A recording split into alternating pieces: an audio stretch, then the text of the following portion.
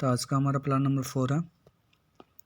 Plan बनाते समय सबसे पहले हम डेट को लिखेंगे, जिस डेट में हमें प्लान को पढ़ाना है।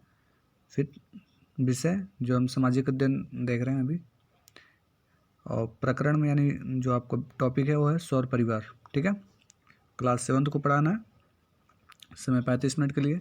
सबसे पहले हम क्या लिखेंगे, सामान्य उद्देश्य। सामान्य उद्देश्य में पहला पॉइंट है विद्यार्थी में सामाजिक अध्ययन के प्रति रुचि उत्पन्न करना।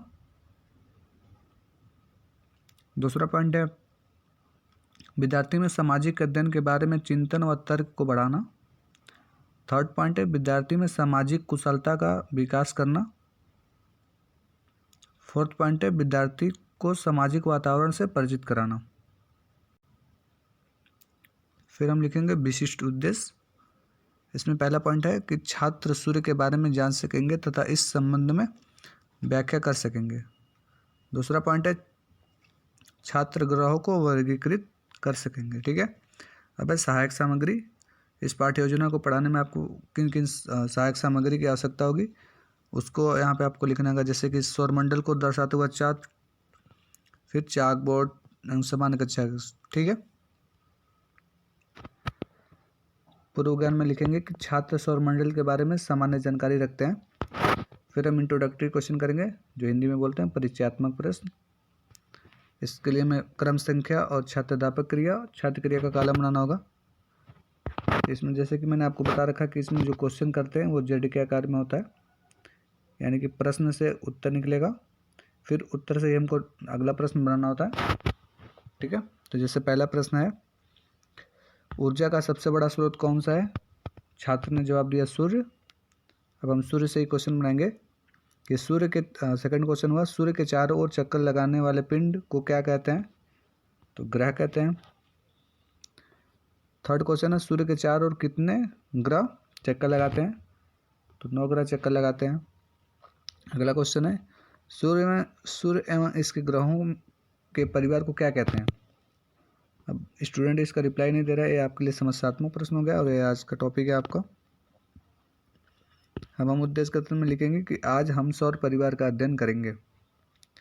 अब इसके लिए हम क्या करेंगे, अपने पूरे पाठ्य योजना को 2 भागों में विभाजित कर लेंगे, जैसे कि मैंने विभाजित कर रखा है इकाई 1 और इकाई 2 में। इकाई 1 में मैं बताऊंगा सौर परिवार क्या होता है, और इकाई 2 में सौर परिवार का निर्माण, इसके बारे में। इससे आसानी होता है अपने पाठ्य योजना को अच्छे समझाने के लिए। ठीक है, तो इसके लिए आपको अपने जो भी पाठ्य योजना है उसको 2 इकाई में भी विभाजित कर सकते हैं, या तो आप चाहिए अगर आपके टीचर बताते हैं कि एक ही यूनिट में पढ़ाना है, तब यूनिट जो मैंने इकाई 1 और इकाई 2 ले रखा है, आप दोनों को एक ही में करके बना सकते हैं पाठ्य योजना को। ओके, इकाई 1 स्टार्ट करने से पहले आप प्रस्तुतिकरण प्रश्न करेंगे, जो इंट्रोडक्टरी क्वेश्चन की तरह होता है।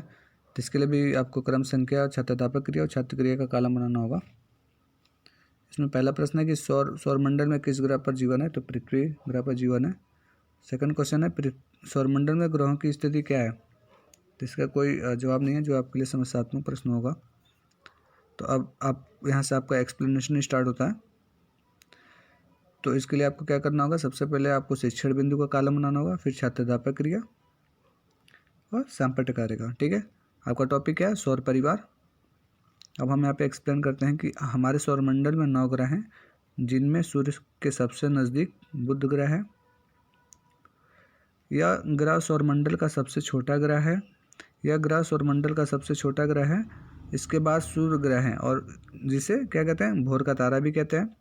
इसके बाद पृथ्वी और इसके बाद मंगल ग्रह आते हैं, यानी कि इनका क्रम बताया गया है कि सूर्य के बाद कौन कौन से ग्रह आते हैं। ठीक है, और पृथ्वी के बाद मंगल ग्रह आता है, जिसे लाल ग्रह भी कहा जाता है। इसके बाद बृहस्पति ग्रह हैं, और उसके बाद शनि ग्रह। शनि ग्रह के बाद अरुण, वरुण और यम है। नए खोजों के अनुसार 10वां ग्रह कार्ला है। एक नई ग्रह की भी खोज की गई है जिसका नाम है कार्ला। आप सैंपटकार में जो भी आपने ग्रहों के नाम बताए हैं उसको सैंपटकार में लिखते चलेंगे, जो लास्ट में आपके स्टूडेंट जो होंगे वो अपने कॉपी पे नोट डाउन कर लेंगे। ठीक है, ये एक्सप्लेनेशन बहुत शॉर्ट है, बट अगर आप अपने एक्सप्लेनेशन को और बढ़ाना चाहते हैं तो आप इसमें ऐड कर सकते हैं। ठीक है, यूनिट 1 समाप्त होने के बाद हम क्या करते हैं, मूल्यांकन प्रश्न करते हैं। जो मैंने यहाँ पे 3 प्रश्न ले रखे हैं। पहला प्रश्न है सौरमंडल में कितने ग्रह हैं। सेकंड क्वेश्चन है भोर का तारा किस ग्रह को कहते हैं। और थर्ड क्वेश्चन है सूर्य के सबसे नज़दीक कौन सा ग्रह है। अब यहाँ से हमारा इकाई 2 जो है वो स्टार्ट होता है। उसके लिए हम क्या करते हैं, सबसे पहले विकासात्मक प्रश्न करते हैं। ठीक है, तो इसके लिए आपको कॉलम बना लेना होगा, जैसे कि मैंने पहले रखा है इसको। फिर पहला प्रश्न है इसमें नई खोजों के अनुसार 10वां ग्रह कौन सा है, तो कार्ला है। सेकंड क्वेश्चन है सूर्य के बाद कौन सा ग्रह है, पृथ्वी। तीसरा प्रश्न है कि ग्रहों की उत्पत्ति कैसे हुई, तो समस्यात्मक प्रश्न हो गई, जो हम यहाँ पे अभी एक्सप्लेन में अपने देखेंगे।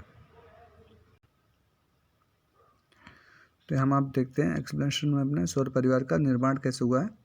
तो सौर परिवार के विभिन्न ग्रहों की उत्पत्ति सूर्य से हुई है। करोड़ों वर्ष पहले सूर्य के नज़दीक से भी लाख गुना, उससे मतलब उससे लाखों गुना बड़ा पिंड गुजरा, जिससे सूर्य और उस बड़े तारे में गुरुत्वाकर्षण शक्ति के कारण ज्वार भाटा उठा और अंत में सूर्य का एक बड़ा अंश यानी हिस्सा टूटकर अलग हो गया और यह अंश सूर्य के चारों ओर चक्कर लगाने लगा। धीरे धीरे यह मलबा ठंडा होता गया और संपीड़ित होकर छोटे छोटे ग्रह खंडों के रूप में बदल गया। यही खंड आगे चलकर विभिन्न ग्रह बने। ठीक है, यहाँ पे सैंपटकार में आपको जो वर्क लिखना है वो उसको लिखते चलेंगे। फिर हम क्या करेंगे, मूल्यांकन प्रश्न करेंगे कि सौर परिवार के विभिन्न ग्रहों की उत्पत्ति कैसे हुई, सूर्य के अंशों से किसका निर्माण हुआ, और थर्ड क्वेश्चन है करोड़ों वर्ष पहले सूर्य के नज़दीक से क्या गुजरा। अब हम सैंपट कार्य करेंगे। सैंपट कार्य में क्या करते हैं, जो भी हम पुनरावृत्ति क्वेश्चन करते हैं उसको सही जो स्टूडेंट सही आंसर देता है उसको हम क्या करते हैं, सैंपट कार्य पर लिखते जाते हैं। तो इसमें पहला प्रश्न है सौरमंडल में कितने ग्रह हैं, उनके नाम बताइए। तो सौरमंडल में 9 ग्रह हैं। अगर आप चाहें तो पूरे ग्रहों के नाम लिख सकते हैं यहाँ पे। फिर सेकंड क्वेश्चन है सूर्य के सबसे नज़दीक कौन सा ग्रह है, तो स्टूडेंट ने जवाब दिया सूर्य के सबसे नज़दीक बुध ग्रह है। थर्ड क्वेश्चन है भोर का तारा किस ग्रह को कहते हैं, तो भोर का तारा शुक्र ग्रह को कहा जाता है।